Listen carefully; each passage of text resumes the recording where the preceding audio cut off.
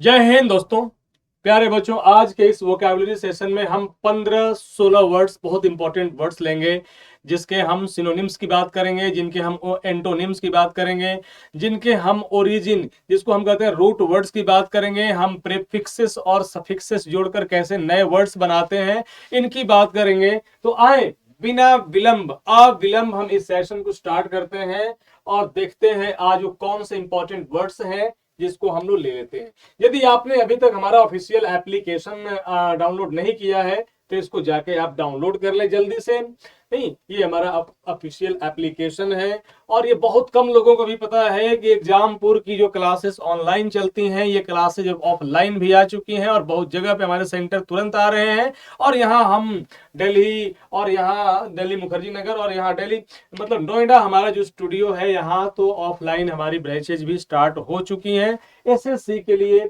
एक foundation batch आ रहा है, सिलेक्शन बैच जिसका नाम दिया गया है। अभी आप इसमें 70% डिस्काउंट लेकर 899 में आप ये क्लास ले सकते हो। ये लॉन्च ऑफर है, ये ऑफर शायद बाद में नहीं मिले। चलें तो आज का पहला जो हमारा वर्ड है ऑब्सेक्यूअस है। और कई दफा मैं वोकैबुलरी वाली क्लासेस में या पीवाईक्यू वाली जो क्लासेस होती है वहां हम लोग डिस्कस कर चुके हैं कि यदि किसी वर्ड के अंत में ओ यूएस है तो ओ यूएस वाले वर्ड्स एडजेक्टिव होते हैं और केवल यूएस वाले वर्ड्स नाउन होते हैं। ऑब्सेक्यूअस के भी लास्ट में ओ यूएस है तो ये वर्ड भी एक एडजेक्टिव है और इसका मीनिंग क्या होता है इसकी बात ऑब्सेक्यूअस। ठीक है ना। ऑब्सेक्यूअस का मतलब होता है ओवर जेंटल होता है, जरूरत से ज्यादा जेंटल होना। जैसे किसी के सामने हम जैसे इतना जेंटल हो जाते हैं जैसे उसके गुलाम हो, हम जैसे सर्वाइल हो, ओवर जेंटल हो जाता है। या SERVILE सर्वाइल हो जाता है या सब सर्वियंट हो जाता है। SUBSERVIENT मतलब ये इतना विनीत है, इतना विनीत है कि ये इतना मतलब विनम्र है कि ये गुलाम जैसा है। तो इसको गुलाम जैसा भी कहा जाता है, गुलाम जैसा। या इसके लिए और इंग्लिश हिंदी का वर्ड यूज कर सकते हैं, जी हुजूरिया। जी हुजूरिया कहा जाता है। नहीं, हर बात में जी हुजूर करने वाला। अब देना है हमें इसका सिनोनिम देना है। कर्टियस का मतलब तो होता है शिष्ट होता है, व्यवहारिक होता है, शिष्टाचार से भरा हुआ होता है, तो इसको शिष्ट कहा जाता है। ये तो पॉजिटिव वर्ड है, शिष्ट एक पॉजिटिव वर्ड हुआ। जबकि ऑब्सेक्यूअस जो है ये बहुत नेगेटिव वर्ड हो गया, जरूरत से ज्यादा विनम्र होना भी क्या है, नेगेटिव है। तो इसका मीनिंग जान ले, ये होता है, ये भी एडजेक्टिव है और ये है शिष्ट, शिष्टाचार से भरा हुआ होता है। रिस्पेक्टफुल का मतलब भी होता है जो दूसरों को रेस्पेक्ट दे, तो यह भी शिष्ट होता है, शिष्टाचार से भरा हुआ होता है। ओवर बियरिंग का मतलब होता है डोमिनेंट होता है, DOMINANT। तो ओवर बियरिंग जो हो गया ये हो गया रोबीला स्वभाव का जो होता है, रोबीला रौबदार, उसको कहा जाता है ओवर बियरिंग। और ये तो इन एक्सपीरियंस है, ये अनुभव जिसके पास नहीं होता है उसको कहते हैं अनुभवहीन कहा जाता है।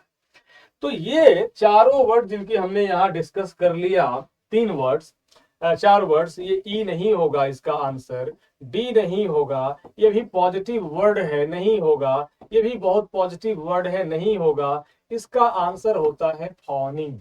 ये हो जाएगा आपका, यहाँ पे लिख देते हैं, ये बी है। तो ये वर्ड जो था इससे हमें कई चीजें सीखने को मिली कि ओ यूएस है तो ये तो एडजेक्टिव है और साथ साथ इसका मतलब क्या है, जरूरत से ज्यादा जेंटल है, ओवर जेंटल है, या सर्वाइल है, सब सर्वियंट है, या MEE के मीक है, ये इसके सिनोनिम है। नहीं तो एक वर्ड से कई वर्ड आप याद रखें, कई वर्ड जाने। तो ये जो है ये सब सर्वियंट, SUBSERVIENT गुलाम जैसा, रोबील अच्छा गुलाम जैसा या जी हुजूरिया। और ये ओवर बियरिंग डोमिनेंट होता है और इन एक्सपीरियंस तो मालूम है ही। अब देखो एक वहां यहाँ वर्ड आया हुआ है रिस्पेक्टफुल, कई बार कंफ्यूजन पैदा करता है। देखो जैसे हमने यहाँ पे लिख दिया RESPECTED, रिस्पेक्टेड है, एक वर्ड है रिस्पेक्टिव है, और एक वर्ड आ गया यहाँ जो भी आया हुआ था रिस्पेक्टफुल है। देखो ये तीनों वर्ड्स जो हैं ये तीनों में ही रेस्पेक्ट वर्ड आया हुआ है, रिस्पेक्ट शब्द इसके मूल में है, लेकिन तीनों के मीनिंग अलग अलग है। तीनों में सिमिलरिटी है, और वो सिमिलरिटी ये है कि ये भी एडजेक्टिव है, ये भी एडजेक्टिव है, और यह भी एडजेक्टिव है। अब धीरे धीरे जब ये आप जान लोगे ना कि ये वर्ड एडजेक्टिव हुआ, ये वर्ड नाउन हुआ, ये वर्ड वर्ब हुआ या एडवर्ब हुआ, तो आपकी जो बहुत सारी समस्याएं हैं सिनोनिम्स एंटोनिम्स की, वो अपने आप दूर हो जाती हैं। तो देखते हैं, रिस्पेक्टेड का मतलब तो हो गया ऑनरेबल या रिस्पेक्टेबल हो गया, रिस्पेक्टेड का मतलब रिस्पेक्टेबल भी हो गया, या ऑनर्ड हो गया, या ऑनरेबल हो गया, HONOURABLE, ऑनरेबल हो गया। मतलब क्या हो गया, सम्माननीय या आदरणीय हो गया, सम्माननीय या आदरणीय जो कहा जाता है ये हो गया। चलें, अगला वर्ड है रिस्पेक्टिव। तो कई बार सभी लोग कभी ना कभी एयरपोर्ट पे, अगर नहीं सही तो रेलवे स्टेशन तो गए ही होंगे ना, और वहां सुनने को मिलता है passengers are requested to take their respective seats. आपसे अनुमोदन है, आपसे निवेदन है कि आप अपने अपने स्थान पर बैठ जाएं। तो वही रिस्पेक्टिव होता है, अपना अपना, अपना अपना होता है। मतलब क्या हो गया, रिस्पेक्टिव का मतलब हो गया पर्टिकुलर, PARTICULAR, पर्टिकुलर हो गया। और रिस्पेक्टफुल क्या हुआ, जिसके अंदर किसी के लिए, बड़ों के लिए, टीचर्स के लिए, माता पिता गुरुजनों के लिए रिस्पेक्ट भरा हुआ है, वो रिस्पेक्टफुल होता है। यानी कि इसको अगर हमें कहना होगा तो क्या कहेंगे, ये है full of respect, full of respect. यानी कि यहां अभी जो एक वर्ड आया हुआ था ना, अभी अभी आया हुआ था, ये कर्टियस, ये उसी का सिनोनिम हो जाएगा। तो कर्टियस इसका साइनो हो जाएगा। अगर इसका हम सिनोनिम देना चाहें तो COURTEOUS, ये इसका सिनोनिम हो गया, विनम्र हो गया। नहीं, हिंदी में कहेंगे तो ये विनम्र है, या ये शिष्ट है, या शिष्टाचार युक्त है, या शिष्टाचार युक्त जो है उसको हम लोग कहेंगे, शिष्टाचार युक्त को कह देंगे कर्टियस या रिस्पेक्टफुल। तो ये तीनों वर्ड्स बड़े कंफ्यूजन पैदा करते हैं। रिस्पेक्टेड, रिस्पेक्टेड यानी रिस्पेक्टेबल, यानी कि ऑनर्ड या ऑनरेबल, सम्माननीय है, आदरणीय है, या सम्माननीय है। हाँ, रेस्पेक्टिव मतलब अपना अपना है, पर्टिकुलर है, पर्टिकुलर है। और रिस्पेक्टफुल जो हो गया, फुल ऑफ रिस्पेक्ट हो गया, मतलब कर्टियस हो गया, मतलब डिसिप्लिन हो गया, मैनर्ड हो गया, कल्चर्ड हो गया। ये सब इसके वर्ड्स हो जाएंगे। चले सेकेंड वर्ड पे आते हैं, और हमारा सेकेंड वर्ड जो है आज का ये है पॉसिटी। पॉसिटी है, पॉसिटी एक नेगेटिव वर्ड है, और नेगेटिव वर्ड का चूंकि सिनोनिम देना है तो नेगेटिव ही होगा, एंटोनिम तो देना नहीं है। अब देखो यहाँ पे पहले हटा देते हैं, ये पॉजिटिव वर्ड है तो हट जाएगा। ईज का मतलब सहूलियत होता है, ये भी पॉजिटिव वर्ड है तो ये हो नहीं सकता। यानी कि अब ए और बी के कोई चांस ही नहीं है कि पॉजिटिव के ये सिनोनिम हो जाएंगे। और पॉजिटिव का मीनिंग जान लो तो आसान हो जाएगा। पॉजिटिव का मतलब होता है SCARCITY, स्कार्सिटी होता है। पॉजिटिव का मतलब होता है SHORTAGE, शॉर्टेज होता है। यानी कि इसका मतलब WANT, यानी कि ये अभाव हो गया, अभाव हो गया। एबंडेंस का मतलब क्या होता है, एबंडेंस का मतलब होता है प्लेंटीफुलनेस। एबंडेंस का मतलब क्या हो जाएगा, ये प्लेंटीफुलनेस होता है, पर्याप्तता होता है, प्लेंटीफुलनेस, PLENTIFULNESS, प्लेंटीफुलनेस, या ADEQUACY एडेक्वेसी हो जाता है, पर्याप्तता हो जाता है। एबंडेंट है, प्लेंटीफुल है, काफी है, नहीं कोई कमी नहीं है। ईज का मतलब होता है कन्वीनियंट, ईज का मतलब होता है CONVENIENT, कन्वीनियंट होता है सहूलियत या आसानी होती है, सहूलियत। और सहूलियत अगर ना समझ में आए तो इसको समझ आए आसानी, किसी काम को करने में जो आसानी होती है उसको ईज कहा जाता है। हार्डशिप का मतलब होता है privation, hardship means PRIVATION, privatisation नहीं है, प्राइवेशन है। इसका मतलब होता है बदहाली या आर्थिक तंगी के लिए इसका यूज करते हैं, आर्थिक तंगी, तो इसको कहेंगे आर्थिक तंगी, आर्थिक तंगी है। अब स्टॉपेज का मतलब क्या हो गया भाई? स्टॉपेज का मतलब स्टे है, स्टॉपेज का मतलब HALT, हॉल्ट है। स्टॉपेज का मतलब क्या हो गया? ये ठहराव है, यहाँ पे रुकना है। तो ये सारे के सारे आंसर तो आ गए। अगर कोई इसका हमें एंटोनिम सॉरी सिनोनिम देना हुआ तो क्या देंगे? ये तो होगा नहीं, ये हो नहीं सकता है, ये हट ही गया है, तो हार्डशिप भी नहीं है, तो यही है ये इसका आंसर हो जाएगा ये D. पॉसिटी, scarcity, shortage, want, dearth भी होता है, इसका सिनोनिम DEARTH, डर्थ भी होता है, DEARTH, डर्थ मतलब भी अभाव होता है या कमी होती है। तो एक वर्ड से देख रहे हैं कि यहाँ सारे ऑप्शंस को अगर हम डिस्कस कर लें, समझ लें, उसको तोड़ दें, कौन एडजेक्टिव हुआ कौन नाउन हुआ समझते चले जाएं, तो एक वर्ड से बहुत सारे वर्ड्स बन जाते हैं, एक क्वेश्चन से बहुत कुछ सीखने को मिल जाता है। तो इसी क्रम में हमारा अगला क्वेश्चन है, ये है पेरूजल। जैसे आप एग्जामिनेशन में अगर पैसेज पूछ दिया जाए या क्लोज टेस्ट पूछ दिया जाए तो क्या करते हो? काफी केयरफुल होकर पढ़ाई करते हो, उसको पढ़ते हो, रीडिंग करते हो, तो यही होता है पेरूजल।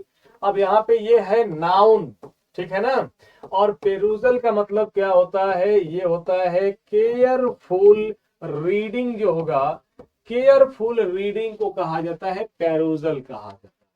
तो इसमें भी रीडिंग है और यहां भी रीडिंग है, ये आंसर हो गया सी, यहां लिख देते हैं, ये आंसर हो गया सी। अब रहा बाकी वर्ड्स के बारे में। अप्रूवल का मतलब क्या हो गया? अप्रूवल का मतलब हो गया रैटिफिकेशन, रैटिफिकेशन है मतलब अनुमोदन है, अनुमोदन कहा जाता है, या इंग्लिश में इसी को कह देंगे एंडोर्समेंट भी कहा जाता है। एंडोर्समेंट का दो मीनिंग है, इसके दो मीनिंग होते हैं, एक तो विज्ञापन जो करते हैं वो भी एंडोर्स करते हैं, एंडोर्समेंट हो गया, और एक हो गया अनुमोदन या स्वीकृति। एस्टीमेट का मतलब तो मालूम है ना, एस्टीमेट का मतलब अनुमान लगाना होता है, अनुमान लगाना, एस्टीमेट हो गया। अब क्या है? अब है रीडिंग, आंसर हो गया। ट्रांसलेशन अनुवाद होता है, सबको मालूम ही है इसमें। और कंप्यूटेशन मतलब एक प्रकार की काउंटिंग है। कंप्यूटेशन क्या है? कंप्यूटेशन है काउंटिंग है, ये गणन है या गणना है, गणन है। तो हमारा आंसर अप्रूवल नहीं है, हमारा आंसर एस्टीमेट भी नहीं है, हमारा आंसर ट्रांसलेशन गया, और कंप्यूटेशन भी नहीं है, तो ये है सी। आएंगे अगले वर्ड्स को देखेंगे। अगले क्वेश्चन जिसमें आपको देख रहा है पेटुलेंट, ये बड़ा ही नेगेटिव वर्ड है, और पता नहीं कितनी बार एसएससी और अन्य भी एग्जाम्स जहां ऑब्जेक्टिव इंग्लिश आती है, जहां एंटोनिम्स सिनोनिम्स के क्वेश्चंस आते हैं, वहां पता नहीं कितनी बार पेटुलेंट को पूछा गया है। एक तो इससे ये जानेंगे कि यदि किसी वर्ड के अंत में, यदि किसी वर्ड के अंत में ANT हो या ENT हो, तो ANT या ENT वाले अधिकतर वर्ड्स एडजेक्टिव होते हैं, और ये पेटुलेंट भी क्या है? ये पेटुलेंट भी एडजेक्टिव है, ये भी एडजेक्टिव ही है। इसका मतलब क्या होगा? तो इसका मतलब होता है चिड़चिड़ा होता है, इसका मीनिंग चिड़चिड़ा है। चिड़चिड़ा जाता है, जो जल्दी, मतलब इसका मीनिंग अगर कहा जाए तो ये शॉर्ट टेम्पर्ड है, ये शॉर्ट टेम्पर्ड है, बात बात में नाराज हो जाने वाला, रूठ जाने वाला, बिगड़ जाने वाला होता है, उसको कहते हैं। या इसी को कहा जाता है बैड, TEMPERED, बैड टेम्पर्ड भी कहा जाता है, या TESTY, टेस्टी कहा जाता है। पीविस इसका सिनोनिम हो जाएगा, डी आंसर है इसका, पीविस है, चिड़चिड़ा है, डी। अब देखो यहाँ पे TESTY है और एक वर्ड होता है TASTY, सॉरी, हाँ TASTY। तो ये टेस्टी अलग है, इस टेस्टी का मतलब होता है डेलिशियस, DELICIOUS, डेलिशियस। इसका मतलब होता है पैलेटेबल, PALATABLE, स्वादिष्ट होता है। इसका मतलब क्या हो गया, इसका मतलब हो जाता है स्वादिष्ट, स्वादिष्ट हो गया ये, ठीक है। अब आ जाता है भाई लेजी, तो सबको मालूम ही है कि लेजी का मतलब होता है आलसी। देखो लेजी का वर्ड देंगे तो बहुत सारे वर्ड्स हैं, लेजी के लिए ये होता है LETHARGIC, लेथार्जिक होता है। ये INDOLENT, इंडोलेंट होता है, इनएक्टिव होता है, एक्सेट्रा, बहुत सारे वर्ड्स हैं। Loving you low Eno, loving होगा नहीं, पेशेंट का मतलब धैर्यवान होता है, तो पेशेंट होगा नहीं, तो क्योंकि इसका मीनिंग क्या है, धैर्यवान है, तो धैर्यवान होगा नहीं। और वेरी मतलब क्या होता है, वेरी मतलब बहुत पूछा जाता है ये वर्ड, कॉशस होता है। वेरी का मतलब वॉचफुल होता है, वेरी का मतलब अलर्ट होता है, सतर्क होता है, अलर्ट होता है, सतर्क, या चौकन्ना होता है, चौकन्ना, चौकन्ना मतलब अलर्ट होता है। तो अब इसमें जो हमारा आंसर था, आंसर मिल चुका है, ये आंसर है डी। ओके, नेक्स्ट अगले क्वेश्चन पे आते हैं। और अगला क्वेश्चन है फ्लैगमैटिक है। फ्लैगमैटिक बहुत बार पूछा गया है एसएससी में, सिनोनिम्स एंटोनिम्स में पूछा गया है। और सबसे पहले ये जानेंगे कि फ्लैगमैटिक के अंत में IC है, और IC वाले बहुत सारे वर्ड्स एडजेक्टिव होते हैं, और कुछ वर्ड्स नाउन भी होते हैं, जैसे मैजिक है, म्यूजिक है, नहीं लॉजिक है, नाउन है, और उसके बाद बहुत सारे वर्ड्स जो होते हैं एडजेक्टिव। तो फ्लैगमैटिक भी एडजेक्टिव है। तो ये एक प्रकार का अनइमोशनल होता है, अनइमोशनल होता है, जिसमें इमोशन बहुत ज्यादा जो शो नहीं करता है, अनइमोशनल के सेंस में आता। अब रहा टॉलरेंट। तो टॉलरेंट का मतलब जिसमें बर्दाश्त करने की शक्ति होती है, उसको टॉलरेंट कहते हैं। इसको सहिष्णु हिंदी में कहा जाता है, सहिष्णु, यानी कि अगर साधारण शब्द में कहा जाए तो ये सहन और शील होता है, सहनशील, ठीक है। फ्लैगमैटिक ये नहीं होगा।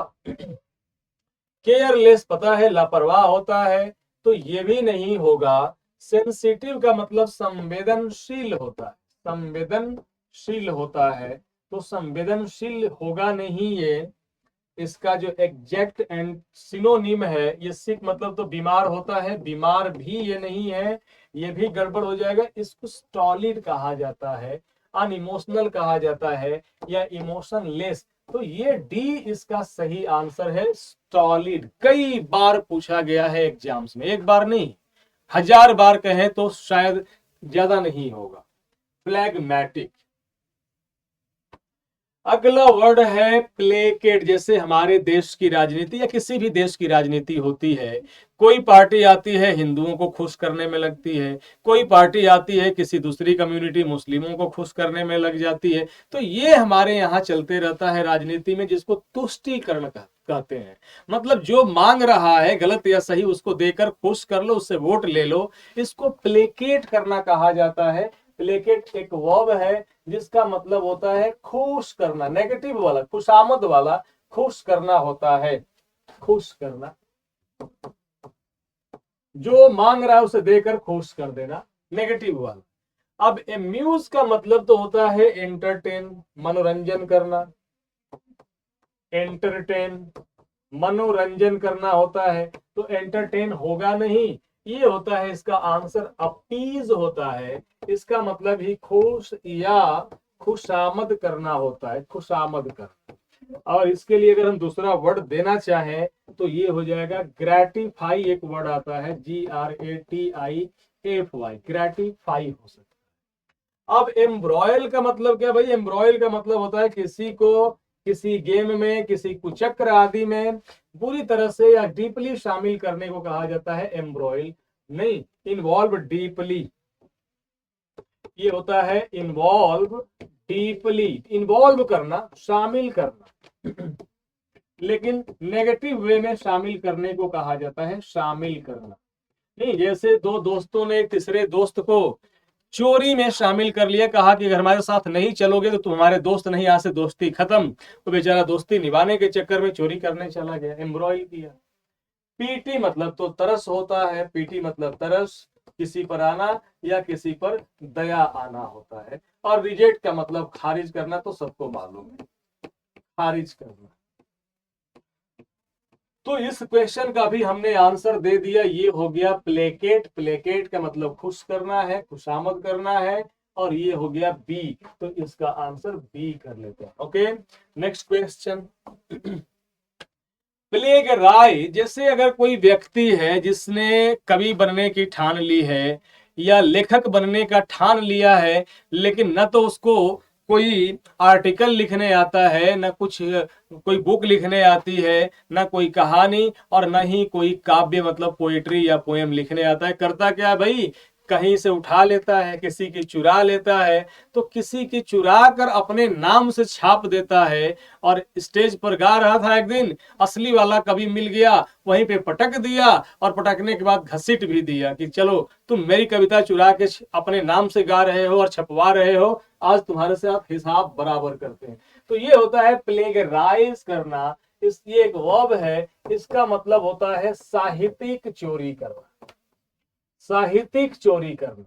साहित्यिक चोरी मतलब किसी और की रचना है और अपने नाम छपवा लेना, या अपने नाम करके उसको कविता पाठ करना, लोगों को सुनाना और कहना कि ये हमने लिखा है, तो दैट इज कॉल्ड प्लेगराइज। तो अब प्लेगराइज में क्या है भाई? साहित्यिक चोरी करना है, और चोरी करना हमें यहां से देना है। क्या है? बुक, गीत, गजल, कविता, क्या है? सब तो आइडिया ही है ना। तो विचारों की चोरी करना जो है, ये आंसर इसका सी नंबर हो जाएगा, सी। अब भाई बात कर लेते हैं बाकी ऑप्शंस की। तो एनॉय का मतलब क्या होता है? एनॉय का मतलब किसी को तंग करना, पेस्टर करना होता है, पेस्टर। तो ये हो गया PESTER, पेस्टर करना। इरिटेट बहुत कॉमन वर्ड है, इरिटेट करना, एनॉय करना, इरिटेट। आज जब किसी को बहुत ज्यादा इरिटेट किया जाता है या कोई कर देता है, तो उसको कहा जाता है EXASPERATE, एक्सैस्परेट। तो Pasteur, PESTER, Pasteur, irritate, annoy, ये सब इसके सिनोनिम्स हो जाएंगे। तो ये PESTER पेस्टर है, इरिटेट है, एक्सैस्परेट है, परेशान करना। इसका मीनिंग क्या होगा? तो इसका हिंदी मीनिंग हो जाएगा परेशान करना। ये हो गया परेशान करना, परेशान करना। अब है बोरो, BORROW। तो बोरो का मतलब होता है उधार लेना, उधार लेना होता है। और लेंड जो वर्ड है, लेंड का मतलब क्या होता है? उधार देना, LEND, ये भी एक वर्ब है, इसका मतलब होता है उधार देना। ये बोरो हो गया उधार लेना, और ये हो गया लेंड, उधार देना। इमिटेट पुअरली का मतलब हो गया बुरी तरह से नकल करना, नकल करना और पकड़े जाना, जो हो गया। नहीं, नकल करने में भी अकल चाहिए भाई, बुरी तरह से नकल करना, बुरी तरह से नकल करना, बुरी तरह से नकल करने को कहा जाता है इमिटेट। और इम्पीड एक नेगेटिव वर्ड है और एक वर्ब है। इम्पीड का मतलब होता है, इम्पीड मीन्स होता है बाधित करना, बाधित करना या बाधा डालना होता है इम्पीड, और इसके लिए जो अदर वर्ड्स हो जाएंगे ये हो जाएगा हिंडर, HINDER, हिंडर हो जाएगा, OBSTRUCT, ऑब्स्ट्रक्ट हो जाएगा, एटसेट्रा और भी वर्ड्स। तो ये रहा हमारा ये आज का 7th वर्ड, और इसका मतलब क्या हो गया, प्लेगराइज का मतलब साहित्यिक चोरी करना। इसका आंसर सी हो गया, किसी और की रचना, किसी और की कविता, किसी और की कहानी अपने नाम लिखवा देना, छपवा देना, अपने नाम से स्टेज पर गा देना, हो गया ये प्लेगराइज हो गया। चले नेक्स्ट, अगला वर्ड है प्रोक्लिविटी है। प्रोक्लिविटी है बहुत स्टैंडर्ड वर्ड है, ये एसएससी से लेकर बैंक, इवन कैट में भी पूछा हुआ है, जो एमबीए के लिए एग्जाम होता है, कॉमन एडमिशन टेस्ट, उसमें भी पूछा गया है। मतलब छोटे एग्जाम से लेकर बड़े एग्जाम तक पूछा जाता है। प्रोक्लिविटी एक नाउन है, और इसका मतलब होता है, प्रोक्लिविटी मतलब होता है प्रोपेंसिटी, PROPENSITY, मतलब इसको हिंदी में अगर कहें तो ये होता है प्रवृत्ति। अब मुझे लगता है कि मेरे प्रवृत्ति लिखने के बाद बहुत जो लोग वीडियोस देख रहे हैं, वीडियो किसको, उन्हें पता चल गया होगा कि प्रोक्लिविटी का सिनोनिम क्या होगा। तो इसके लिए एक और स्टैंडर्ड वर्ड है, प्रोपेंसिटी है, नहीं टेम्परामेंट कह सकते हैं, टेम्परामेंट भी कहा जा सकता है। तो ये वर्ड है टेंडेंसी, और यही इसका सिनोनिम है। तो इसका आंसर हो गया ई। ये है ई है। अब रह गया बैकवर्ड, पता ही है। एडिक्ट का मतलब होता है फरमान, सरकारी आदेश जो होगा उसको कहा जाता है ए गवर्नमेंट। ए गवर्नमेंट जो ऑर्डर होगा उसको कहा जाता है एडिक्ट कहा जाता है। और ये रेनफॉल तो बारिश हो गई, और स्लोप मतलब क्या होता है, स्लोप वाली लाइन जो ढालुमा होती है, ढाल होता है, उसको स्लोप कहा जाता है। तो इसमें आंसर कर लेंगे, इसमें ये वर्ड प्रोक्लिविटी ही मेन रूप से जानना था, ये वर्ड था एडिक्ट जानना था, क्योंकि बहुत लोगों को कम मालूम है और बहुत पूछा जाता है, और इसका आंसर हो गया टेंडेंसी। आज के लिए अगला वर्ड है प्रोपराइटी। प्रोपराइटी बहुत ज्यादा यूज होने वाला वर्ड है, ये मतलब ऐसे वर्ड्स ही यहाँ आए हुए हैं जो आपके एग्जामिनेशंस में पूछे जाते हैं। और मैं आपको एक बात बता दूं कि आपके एग्जामिनेशन मतलब एसएससी की अगर कोई तैयारी कर रहा है, या कोई भी एक मतलब कि डिफेंस की भी तैयारी कर रहा है, एनडीए सीडीएस की भी, तो यहाँ देखो 700 से लेकर 1000 तक वर्ड्स हैं जो रिपीट होते रहते हैं। कभी सिनोनिम्स में आ गए, कभी एंटोनिम्स में आ गए।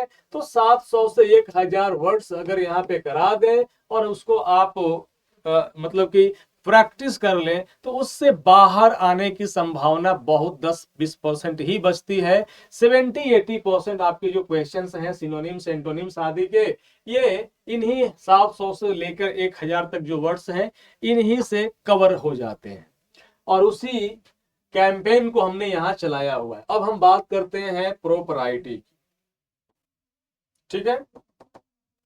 तो ये प्रोपराइटी एक नाउन है, इसका मीनिंग होता है, नाउन है, इसका मीनिंग होता है correctness of behaviour. Correctness of behaviour कहा जाता है, या MORALLY morally correct, morally correct behaviour कहा जाता है, मोरली करेक्ट बिहेवियर कहा जाता है। मतलब सदाचरण कहेंगे अगर हिंदी में, तो कोई अतिशयोक्ति नहीं होगी। ये है सदा प्लस आचरण, सदाचरण है एक से।